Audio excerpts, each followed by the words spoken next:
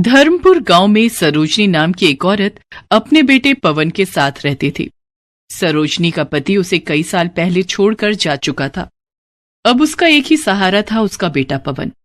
सरोजनी अपने बेटे को पढ़ा लिखा कर एक बड़ा आदमी बनाना चाहती थी, इसलिए वो लोगों के घरों में कामकाज करके पैसा कमाती थी। अपनी माँ को दिन रात इतनी मेहनत करती देख एक दिन पवन अपनी माँ से कहता है, माँ, तुम लोगों के घर घर जाकर काम करती हो, ये मुझे बिल्कुल अच्छा नहीं लगता। मैं पढ़ाई छोड़कर कुछ काम ढूंढ लेता हूँ। नहीं मेरे बच्चे, मैं खुद चाहे कितना भी कष्ट उठा लूं, पर तू अपनी पढ़ाई मत छोड़ना। भगवान करे तू पढ़ लिख कर बहुत बड़ा आदमी बने, तेरी बहुत अच्छी नौकरी लग जाए। मुझे तो बस उसी दिन का इंतजार है। पवन हनुमान जी का बहुत बड़ा भक्त था। वो दिन रात हनुमान जी की पूजा करता रहता था। एक दिन वो हनुमान जी के मंदिर में बैठकर प्रार्थना कर रहा होता है तो उनसे हाथ जोड़कर कहता है, बजरंगबली जी, माँ तो मेरी कोई बात नहीं सुनती। मैंने उनको कितना कहा कि अब तुम काम करना बंद कर दो, पर वो मानने को तैयार ही नहीं। अब आप ही बताओ मैं क्या करूं? पवन को पूरा विश्वास था कि बजरंगबली उसकी माँ को समझा देंगे। ऐसे ही समय बीतता गया और पवन ने भी अपनी ग्रेजुएशन की पढ़ाई पूरी कर ली। फिर वो नौकरी की तलाश में लग गया। वो सुबह उठकर हनुमान जी के मंदिर में जाकर पूजा पाठ करता, उसके बाद नौकरी की तलाश में निकल जाता। लेकिन सारा दिन भटकने के बाद भी उसे कहीं नौकरी नहीं मिलती। फिर वो निराश होकर घर वापस लौट आता। एक दिन उसे उदास देखकर सरोजनी ने कहा, पवन बेटा, तू इतना उदास क्यों है? आज नहीं तो कल तुम्हें नौकरी जरूर मिलेगी। हाँ, मैं कुछ दिन नौकरी की तलाश और करूंगा, लेकिन अगर फिर भी कहीं मुझे नौकरी नहीं मिली तो फिर मैं मेहनत मजदूरी ही कर लूंगा। नहीं बेटा, मैंने तुझे मजदूरी करने के लिए थोड़ी ही इतना पढ़ाया लिखाया है। तू कोशिश करता रहे, एक दिन सब ठीक हो जाएगा। अगले दिन सवेरे जल्दी उठकर पवन फिर से नौकरी की तलाश में निकल पड़ता है। अपने घर से कुछ दूर चलने पर ही उसे अपने स्कूल के पुराने मास्टर जी मिल जाते हैं। नमस्कार मास्टर जी, कैसे हैं आप? मैं बिल्कुल ठीक हूँ पवन, तुम बताओ तुम कैसे हो? अच्छा, वैसे तुम कहीं जा रहे हो? मैं तो तुम्हारे घर ही आ रहा था। हाँ मास्टर जी, मैं नौकरी की तलाश में निकला हूँ। खैर आप बताइए, आपने कहा आप मेरे घर ही आ रहे थे, कुछ काम था क्या? हाँ बेटा, पास के ही अयोध्या गांव में एक मास्टर जी पढ़ाते थे, लेकिन अब वो रिटायर हो चुके हैं। उनकी जगह पर कोई नए मास्टर जी आने वाले थे, लेकिन वो आ नहीं पाए। अगर तुम एक हफ्ते तक उस स्कूल के बच्चों को पढ़ा सको तो प्रिंसिपल से कहकर तुम्हारी नौकरी परमानेंट करवा सकता हूँ। तुम्हारी माँ की हालत देखकर मुझे तुम्हारा ख्याल आया और मैंने तुमसे बिना पूछे ही तुम्हारी बात प्रिंसिपल से कर ली है। अब तुम मेरी जुबान का मान रखो और अच्छे से उस स्कूल में जाकर बच्चों को पढ़ाना शुरू कर दो। ये सुनकर पवन बहुत खुश होता है।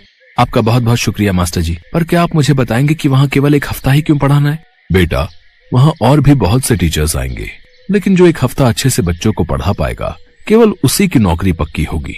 समझ लो, ये तुम्हारा इम्तिहान है पक्की नौकरी पाने का। जी मास्टर जी, आपका बहुत बहुत शुक्रिया।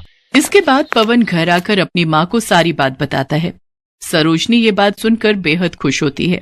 फिर वो बजरंगबली के सामने हाथ जोड़कर कहता है, हे बजरंगबली, मुझे ये परमानेंट सरकारी नौकरी दिलवा दीजिए। मैं उम्र भर आपकी सेवा करता रहूंगा। अगले दिन पवन ने अपना इंट्रोडक्शन प्रिंसिपल को जाकर दिया। उसके बाद प्रिंसिपल ने उसको क्लास में पढ़ाने के लिए भेज दिया। क्लास में पहुंचते ही सभी बच्चे पवन मास्टर जी से कहते हैं, गुड मॉर्निंग टीचर। लेकिन तभी वो कहता है, बच्चों, गुड मॉर्निंग नहीं, राम राम कहा करो, इससे भगवान राम तुम्हारे सारे काम बना देंगे। बच्चों को नए मास्टर जी बहुत अच्छे लगते हैं। वो सारा दिन बच्चों को रामायण सुनाते रहते और उनको सारी चौपाइयां याद करवा देते। ऐसे ही एक हफ्ता बीत गया। फिर प्रिंसिपल क्लास में आते हैं। तभी सब बच्चे राम राम कहकर उनको वेलकम करते हैं। उसके बाद प्रिंसिपल उनसे पूछते हैं, बच्चों, तुम्हें मास्टर जी ने क्या क्या सिखाया, कुछ बताओ। तभी सब बच्चे एक एक करके प्रिंसिपल को रामायण की चौपाइयां सुनाने लगते हैं। साथ ही सभी बच्चों को सारी की सारी रामायण मुख जुबानी याद हो गई होती है। ये देखकर वो हैरान होकर कहने लगते हैं, अरे मास्टर जी, आपने तो कमाल ही कर दिया। इतना तो हम कई सालों तक नहीं सिखा पाते जितना आपने एक हफ्ते में सिखा दिया। आपकी नौकरी पक्की हुई। आपका ऑफर लेटर मैं आपके मास्टर जी के हाथ भिजवा दूंगा। आप अपना सामान लेकर आ जाना। अगले दिन सुबह होते ही मास्टर जी पवन के घर पहुंच जाते हैं और उसका दरवाजा खटखटाते हुए कहते हैं, अरे पवन, अरे ओ पवन, दरवाजा खोल बेटा। तभी दरवाजा खोलते हुए पवन बाहर आता है। अरे आप, नमस्ते मास्टर जी, इतनी सुबह सुबह कैसे आना हुआ? आइए, अंदर आइए। पवन की माँ चारपाई पर लेटी हुई होती है। नमस्ते बहन जी, क्या हुआ? आपकी तबीयत कुछ ठीक नहीं लग रही। हाँ मास्टर जी, पिछले 1 हफ्ते से माँ बहुत बीमार थी, लेकिन अब उनकी हालत में काफी सुधार है। मुझे माफ कीजिएगा, इसी कारण मैं स्कूल में पढ़ाने नहीं आ पाया। ये सुनकर मास्टर जी हैरान रह जाते हैं। अब ये तुम क्या कह रहे हो? उस स्कूल के प्रिंसिपल ने तो मुझे तुम्हारा ज्वाइनिंग लेटर देते हुए कहा है कि तुम्हारी नौकरी पक्की हो गई है। ये सुनकर पवन हैरान रह जाता है। उन्होंने मुझसे कहा कि पवन ने बच्चों को इतना अच्छा पढ़ाया जैसे कि आज तक कोई पढ़ा ना सका। लेकिन मैं तो वहाँ गया ही नहीं, मैं तो यहीं घर पर रहकर माँ की सेवा कर रहा था। ये कैसे हो सकता है? प्रिंसिपल साहब ने तो खुद मुझसे कहा है कि पवन ने तो बच्चों को राम नाम की बहुत अच्छी शिक्षा दी है। सभी बच्चों को चौपाइयां और रामायण याद हो गई है। पर मेरी समझ में नहीं आ रहा कि जब तुम नहीं गए तो वहां तुम्हारी जगह कौन गया था, और अब तो तुम्हारी नौकरी भी पक्की हो गई। ये सुनते ही पवन रोने लगा और रोते हुए कहने लगा, ये काम तो मेरे बजरंग बली ही कर सकते हैं। राम नाम की शिक्षा वही दे सकते हैं, और अपने भक्त को जब मुसीबत में पड़े देखा तो उसकी सहायता के लिए स्वयं ही आ गए। ये कहकर वो हनुमान जी की मूर्ति के सामने रोने लगता है। तभी सरोजनी उससे कहती है, मेरे बच्चे, हनुमान जी ने तेरी सारी परेशानी दूर कर दी। उन्होंने तुझे तेरी मेहनत का फल दे दिया मेरे बच्चे। मास्टर जी ये सब देखकर हैरान रह गए और वो पवन से कहने लगे, पवन बेटा, बजरंग बली स्वयं तेरी सहायता के लिए दौड़े दौड़े चले आए। उनकी तुझ पर बहुत कृपा है। अब तो उनका नाम लेकर कल से नौकरी पर लग जा। अगले दिन सुबह सुबह पवन मंदिर गया और हनुमान जी का जप करने लगा। उसके बाद वो स्कूल जाकर अच्छे से बच्चों को पढ़ाने लगा। इसके बाद वो हर रोज स्कूल जाने से पहले और आने के बाद हनुमान जी के मंदिर जरूर जाता और वहां बैठकर ध्यान लगाता। इसके बाद उनके अच्छे दिन आ गए। सरोजनी ने भी काम छोड़ दिया। अब उन्हें किसी चीज की कोई कमी न थी। सरोजनी और पवन अच्छे से अपनी जिंदगी व्यतीत करने लगे।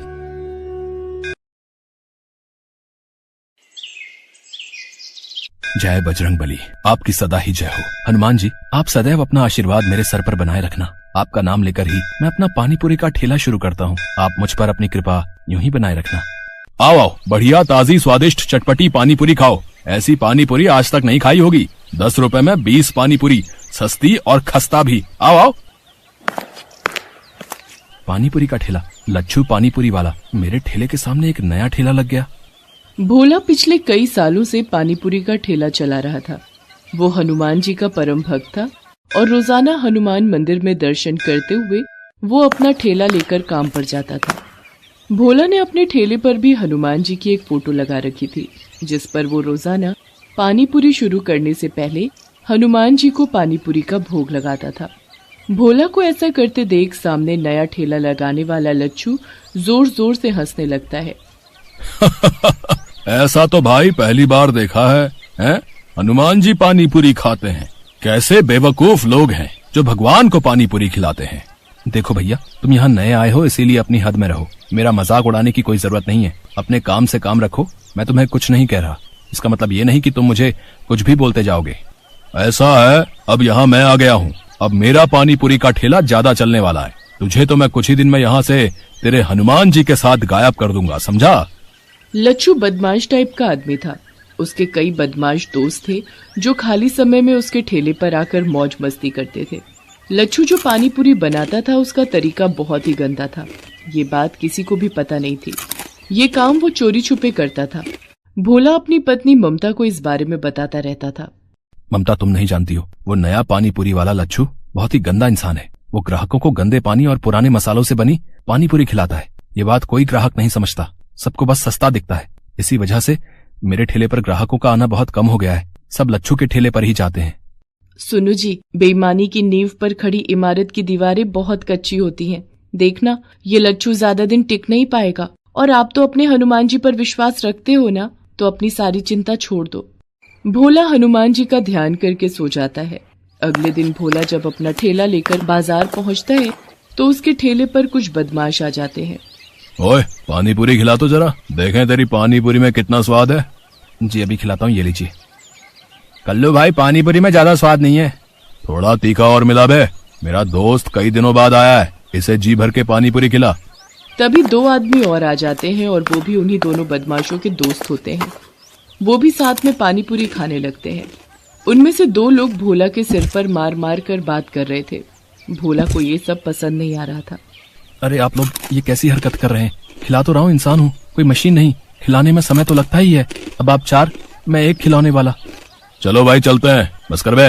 अरे अरे कहाँ जा रहे हो? मेरे पैसे तो दे जाओ। कौन से पैसे? अरे तुम लोगों ने जो पानी पूरी खाई है, मैं उसके पैसे मांग रहा हूँ। हमसे पैसे मांगेगा? जा नहीं देते। बोल क्या कर लेगा? ये क्या बदतमीजी है? तुम तो गुंडागर्दी कर रहे हो। मेरी मेहनत की कमाई है, वो तो तुम्हें देनी ही पड़ेगी। साले हमसे पैसे मांगता है, अभी तुझे बताते हैं। चारों बदमाश भोला को बुरी तरह पीटने लगते हैं और उसका पानी पूरी का ठेला पूरा तोड़ देते हैं। सामने खड़ा लच्छू पानी पूरी वाला जोर जोर से हंस रहा था। और मारो, आज के बाद इसे पानी पूरी बेचने के लायक ही मत छोड़ना। आसपास से जाते हुए लोग बदमाशों से इतना डर गए थे कि कोई भी भोला की मदद को नहीं आया। बदमाश लच्छू के दोस्त थे। वो जब वहां से चले गए तब एक व्यक्ति ने भोला की मदद की और उसे रिक्शा पर बिठाया। भोला लहूलुहान घर पहुंचा। उसकी हालत देखकर ममता घबरा गई और उसे डॉक्टर के पास ले गई। भोला के हाथ पैरों में बहुत चोट थी। डॉक्टर ने भोला को कुछ दिन आराम के लिए बोल दिया। ममता, ये सब उस बदमाश लच्छू पानीपुरी वाले का ही किया धरा है। हे बजरंगबली, ऐसे पापियों को सजा क्यों नहीं मिलती? अब मैं काम पर कैसे जाऊंगा? भोला अभी ममता से बात कर ही रहा था कि तभी दरवाजे पर दस्तक होती है। कौन है? रुको, आती हूँ। अरे रतन, तू? प्रणाम दीदी, कैसी हो? अरे ये जीजा जी को क्या हुआ? ये चोट? तू आप बैठ, पहले कुछ खा पी ले, फिर सारी बात बताती हूँ। रतन, तुम तो कभी शहर आते नहीं हो, अचानक कैसे आना हुआ? बस जीजा जी, आपसे और दीदी से मिलने का मन था और मुझे शहर में थोड़ा काम भी था। ममता का भाई रतन गांव में रहता है। उसका शहर आना बहुत कम होता है। ममता भोला के साथ हुए हादसे के बारे में रतन को बताती है, जिसे सुनकर रतन गुस्से में आ जाता है। दीदी, तुम चिंता मत करो, अब मैं आ गया हूँ। मेरे रहते जीजा जी का काम कोई बंद नहीं कर सकता। कल से मैं पानीपुरी का ठेला लगाऊंगा। देखता हूँ किस में हिम्मत है जो मुझे वहां से हटा दे। रतन की बात सुनकर ममता और भोला पहले तो थोड़ा घबरा जाते हैं, पर रतन उन्हें समझा देता है। अगले दिन रतन पानीपुरी का ठेला लेकर बाजार पहुंचता है। लच्छू पानीपुरी वाला भोला की जगह रतन को ठेला लगाते देख हैरान रह जाता है। ओहो, तुम कौन हो भाई, जिसमें इतनी हिम्मत आ गई जो मेरे सामने पानीपुरी का ठेला लगा लिया? मेरा नाम रतन है और भोला मेरे जीजा जी हैं। अब से मैं उनकी जगह यहाँ पानीपुरी का ठेला लगाऊंगा। भोला के तो हाथ पैर तुड़वाकर मैंने यहाँ से हटवा दिया, अब तेरा भी यही हाल करवाऊं क्या? है हिम्मत तो मेरे ठेले को हाथ लगा कर दिखा। अभी अपने दोस्तों को फोन करता हूँ। हाँ। रतन ग्राहकों को पानीपुरी खिलाने लगता है। इतनी देर में लच्छू उन्हीं बदमाशों को बुला लेता है। ये रहा भोला का साला रतन, इसे भी इतना मारो कि ये भी खटिया पकड़ ले। अरे मेरे हाथ को क्या हुआ? मेरा हाथ एक जगह पर रुक क्यों गया है? मैं इसे मार क्यों नहीं पा रहा? मेरे साथ भी यही हो रहा है। मेरे भी दोनों पैर जमीन से चिपक गए हैं, मैं तो हिल भी नहीं पा रहा। मेरे जीजा जी को तुम लोगों ने मारा था, अब मेरा ठेला तोड़ने आए हो। अभी तुम्हें सबक सिखाता हूँ, ये लो। रतन उन बदमाशों को ऊपर नीचे घुमाता जाता है। वो उन्हें कभी आसमान में उड़ा देता है, कभी जमीन पर पटक देता है। रतन वास्तव में कोई और नहीं बल्कि हनुमान जी थे, जो भोला की सहायता के लिए धरती पर आए थे। वो तो बदमाशों को सबक सिखाना चाहते थे ताकि वो दोबारा कभी भोला को परेशान न कर सके, और ऐसा ही हुआ। बदमाश डर कर वहां से भाग गए। रतन गुस्से में लच्छू के ठेले पर जाता है। उसे देखकर लच्छू घबरा जाता है और माफी मांगता है। मुझे माफ कर दो रतन, मुझसे गलती हो गई। मैं आज के बाद कभी भी भोला को परेशान नहीं करूंगा। मेरा ठेला मत तोड़ना। मेरे घर में मेरी बीवी और बच्चे हैं। मैं इसी रोजगार के सहारे अपना घर चलाता हूँ।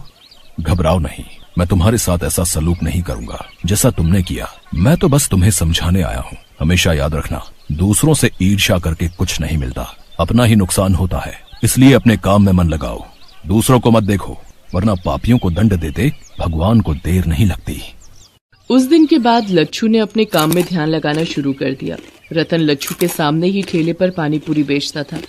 रतन की पानीपुरी लोगों को इतनी स्वादिष्ट लगती थी कि लोगों की भीड़ बढ़ती चली गई। रतन कुछ महीनों तक वहीं रुका। रतन ने काफी पैसे जोड़ लिए थे। वो पैसे उसने भोला के हाथ में दिए। जीजा जी, ये पानीपुरी की कमाई के रुपए हैं। अब आप इन रुपयों से अपनी एक दुकान और मकान खरीद सकते हो। मैं कल सुबह ही गांव वापस चला जाऊंगा। आपकी तबीयत में भी अब सुधार है और मेरा काम भी यहाँ पूरा हो चुका है। रतन, तुमने सचमुच मेरी बहुत मदद की है, मानो हनुमान जी ने तुम्हें मेरी सहायता के लिए भेज दिया हो। भोला की बातों को सुनकर रतन मुस्कुरा देता है। इतनी देर में ममता को एक फोन आता है। हेलो दीदी, कैसी हो? पता चला जीजा जी का एक्सीडेंट हो गया था। मैं कल सुबह माँ के साथ उन्हें देखने आ रहा हूँ। ठीक है, मैंने सोचा मैं तुम्हें बता दूं। अगर फोन पर रतन है तो सुनो जी, ये कौन है? ममता को घबराता देख हनुमान जी अपने असली रूप में आ जाते हैं। उन्हें सामने खड़ा देख भोला और ममता दोनों की आंखों में आंसू आ जाते हैं। प्रभु, आप मेरी मदद को आए। आपकी महिमा अपरंपार है प्रभु। भोला, तुम्हें तो पता ही है, जब भी कोई भक्त सच्चे हृदय से मेरी पूजा और उपासना करता है, मैं उसकी मदद के लिए अवश्य आता हूँ।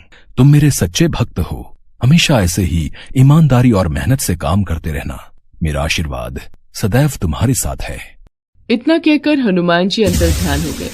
भोला ने उन रुपयों से एक दुकान और एक मकान खरीद लिया और अपनी पत्नी ममता के साथ खुशी खुशी